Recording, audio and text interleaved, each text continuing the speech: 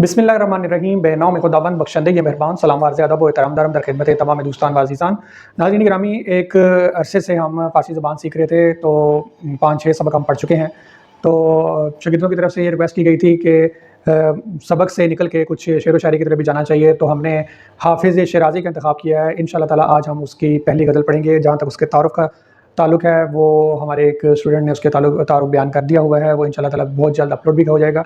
आप इसके तारुफ़ वहाँ से देख सकते हैं। लेकिन आज इंशाअल्लाह ताला हम इसकी पहली गज़ल पढ़ेंगे इसके दीवान से। आप गंजूर.net से मैंने ये गज़ल खोली हुई है। हाफ़िज़ ग़ज़लियात गज़ल शुमारे 1 यानी पहली गज़ल है। तो देख सकते हैं, कहता है अला या अय्युहा साकी अदिर कसन व नाविलहा, इश्क आसान नमूद अव्वल वली उफ्ताद मुश्किलहा। कहता है अला, अला अरबी में कहते हैं गौर से सुनो। किसी को अपनी तरफ मतवज्जो करना हो तो कहते हैं अला, मेरी बात गौर से सुनो। या अय्युहा साकी, ए साकी। साकी जो है का मतलब तो होता है पिलाने वाला, लेकिन चूंकि यहाँ पे जब जिक्र आएगा अदबी लिहाज से, तो साकी का मतलब है शराब पिलाने वाला। ए शराब पिलाने वाले, ए साकी मेरी बात गौर से सुनो। अदिर का असन, अदिर का मतलब होता है तू चला, या कासन, कासन कहते हैं प्याले को। लेकिन यहाँ पे चूंकि साकी का जिक्र है, तो साकी क्या चलाएगा? प्याला कौन सा होगा? शराब का या जाम का प्याला। व नाविलहा, उसको दे दे। नाविलहा यानी दे दे, यानी उसको तू दे या उसको अंडेल। तो वो कहता है कि शाकी तू शराब का जो दौर है वो चलाता रहे, शराब का जो गिलास है, जो प्याला है, वो भरता रहे और उसको बार बार तू देता रहे। फिर कहता है कि इश्क आसान नमूद अव्वल वली उफ्ताद मुश्किल। फिर अपनी कैफियत को बताता है कि इश्क जो होता है वो शुरू में बहुत आसान नजर आता है। आसान नमूद यानी आसान नजर आता है अव्वल, शुरू में। वली उफ्ताद मुश्किल, लेकिन उसका जो खात्मा होता है, उफ्ताद यानी उसका जो आखिर होता है, जो खात्मा होता है, मुश्किल, वो तकलीफ और मुश्किलों पर मबनी होता है। तो हाफिज इस शेर में अपनी कैफियत का जिक्र कर रहा है। आप उसको देख सकते हैं, यानी कि आपने हिंदी मूवीज में भी अक्सर देखा होगा कि एक आशिक जिसको इश्क में अगर कोई नाकामी हुई हो, तो वो एक शराब खाने में चला जाता है और शराब खाने में शराब पीता है, और फिर वो पीता रहता है, जाम को बार बार भरता रहता है, पीता रहता है और उस गम को भुलाने की कोशिश करता है। तो एक तरह से ये मंजर इस शेर में हाफिज ने खींचा है कि मेरी भी वही हालत है कि इश्क में नाकामी की वजह से शुरू में तो बहुत आसान लग रहा था, चूंकि अब नाकामी हो गई है। तो उस जो मंजर है उसको कह रहा है कि एक मे खाने में बैठा हुआ है और साकी को कह रहा है कि ये शराब पिलाता जा ताकि मैं उस गम को भूल सकूं। दूसरे शेर में वो अपने महबूब की खूबसूरती को के बारे में तारीफ कर रहा है। कहता है वे बूये नाफई के आखिर सबाज़ान थुर्रे बुगशायद, वे बूये नाफई के आखिर सबाज़ान थुर्रे बुगशायद, था बे जद मुश्किनश चे खून उफ्ताद दर दिलहा। वो कहता है बेबूये, बूये कहते हैं खुशबू को, बेबू ये नाफे, उस हिरन की जो नाफ से निकलने वाली जो कसूरी होती है, उसकी खुशबू की उम्मीद पर कि आखिर सबा जौन, कि एक न एक दिन या आखिरकार, सबा कहते हैं सुबह की ठंडी ताज़ा हवा को, जौन थोर्रे वो गुशायद, थोरे कहते हैं जो लड़कियों के पेशानी के ऊपर बाल होते हैं, जो ऐसे करके मत्थे के ऊपर जो पेशानी के बाल होते हैं उसको थोर्रे कहते हैं। वो गुशायद यानी कि खोलना, गुशूदन का मतलब होता है खोलना। उस उम्मीद के साथ कि जिस दिन सबा, सुबह की ताज़ी ठंडी हवा मेरे महबूब के माथे की जो पेशानी के जो बाल होंगे उसको वो खोलेगी। ताबे जादे मुश्किनश, पूरा शेर फिर आगे जाके यहाँ कंप्लीट होता है। ताब कहते हैं गुंगरियाले को, या ताबे जादे यानी जाद कहते हैं जो लटें होती हैं, जो गोल गोल पचीदे, मुँह या पचीदे यानी कि जो आपस में गोल गोल जो आमतौर पे बाल लटक रहते हैं, उसको मुश्किन कहते हैं काले रंग के, स्याह रंग के। यहाँ पे जाके ये पूरा शेर मुकम्मल हुआ। यहाँ तक एक हिस्सा मुकम्मल हुआ है कि अपने जो महबूब के जो पेशानी के बाल हैं जो लटके हुए हैं, जो ऐसे करके लटके हुए हैं, उन सारे बालों को जो असल में वो स्याह हैं, जब उसको सुबह की ताज़ी ठंडी हवा खोलेगी तो उसका नतीजा क्या होगा?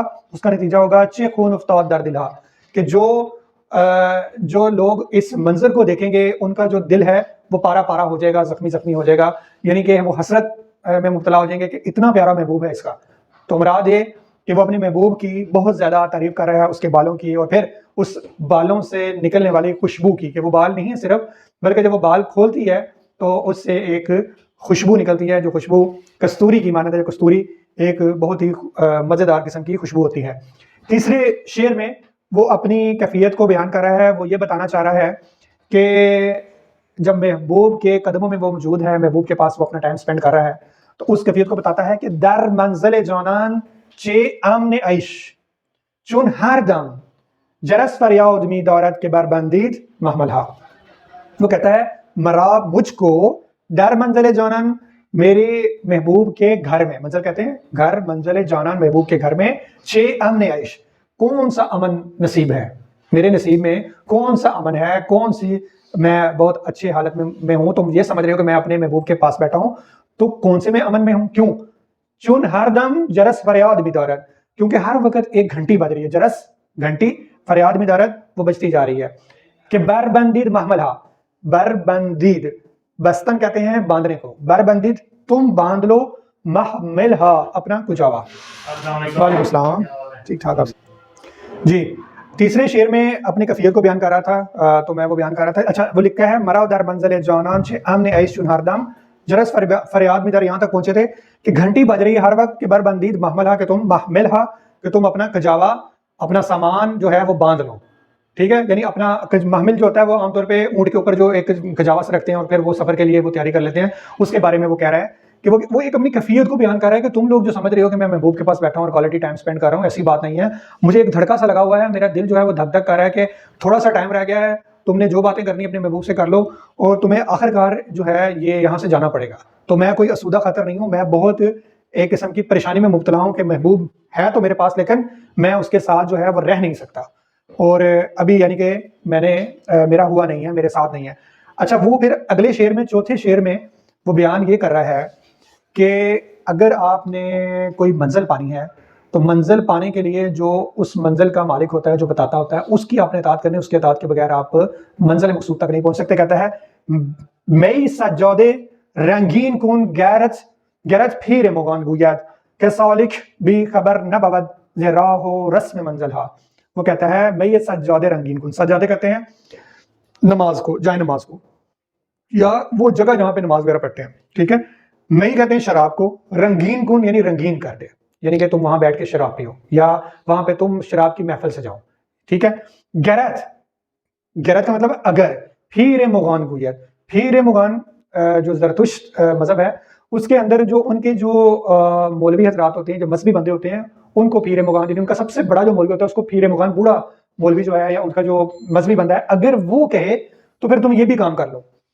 پتا ہے نا کہ سجادے پہ بیٹھ کے شراب پینا ایک قسم کا بہت بڑا گناہ ہے، پتا ہے نا آپ کو، لیکن وہ کہتا ہے کہ اگر پیر مغان نے یہ بات کی ہے تو تم اس کی اطاعت کرو، تم اس کی بات مانو، کیونکہ اس کو پتا ہے کہ سالک بھی قبر نہ ببد زیرا ہو رسم منزل، کیونکہ جو سالک ہوتا ہے وہ منزل کو پانے کے درمیان جو رسم ہوتی ہیں، جو راہ ہوتی ہیں، اس سے بے خبر نہیں ہوتا. تو اس میں وہ کہہ رہا ہے کہ اگر آپ منزل مقصود تک پہنچنے جاتے ہو تو جو آپ کا معشوق یا جو آپ کا محبوب کہہ رہا ہے اس کو تم مانو، اس کی اطاعت کرو، اطاعت کے بغیر جو ہے تم منزل مقصود تک نہیں پہنچ سکتے. پانچویں شعر میں وہ اپنا حال بیان کر رہا ہے کہ وہ کس قسم کی پریشانی سے گزر رہا ہے، اور اپنی حالت کو ایسے لوگوں سے بیان کر رہا ہے جو اسودہ خاطر ہیں.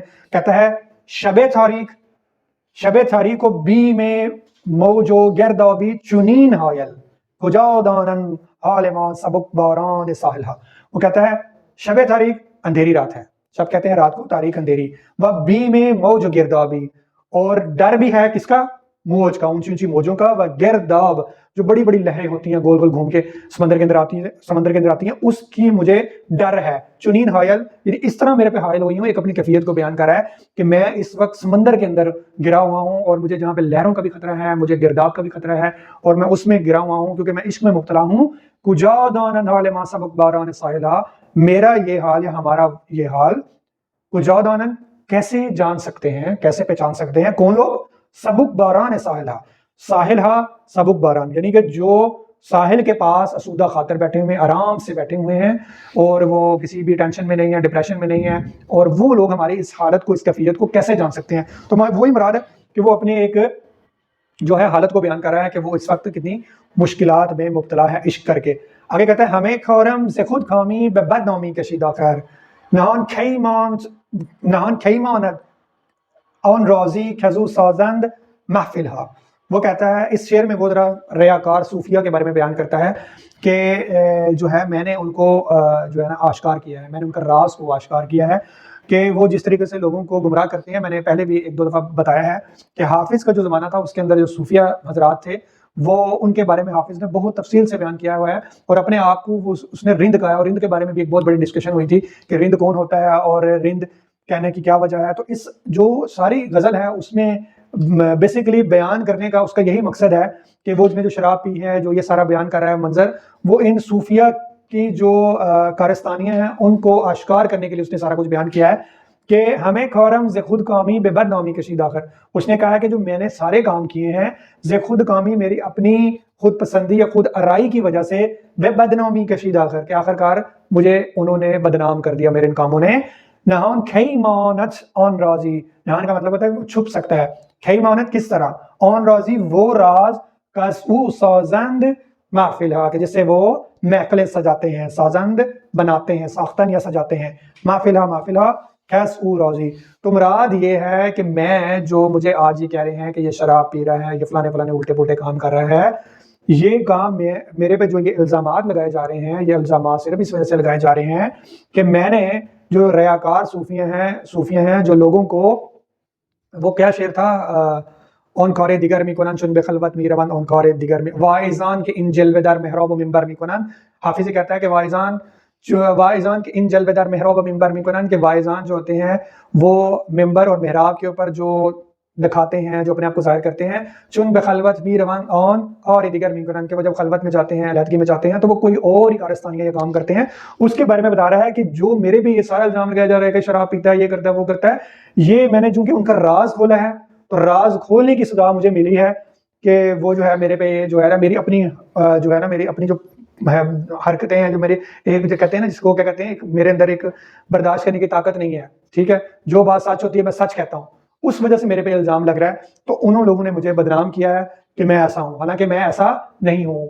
اشارہ و کنایہ میں اس نے اپنی ایک بات بتائی ہے کہ تم نے جو ساری غزل پڑھ لی ہے، تم یہ نہ سمجھ جانا کہ میں شراب پیتا تھا یا میں یہ کام کرتا تھا۔ تو یہ ایک سارا اس نے استعارتاً کلام کیا ہے کہ ان ریاکار صوفیوں کو ظاہر کرنے کے لیے اس نے بتایا ہے کہ وہ لوگ اصل میں ایسا کام کرتے ہیں۔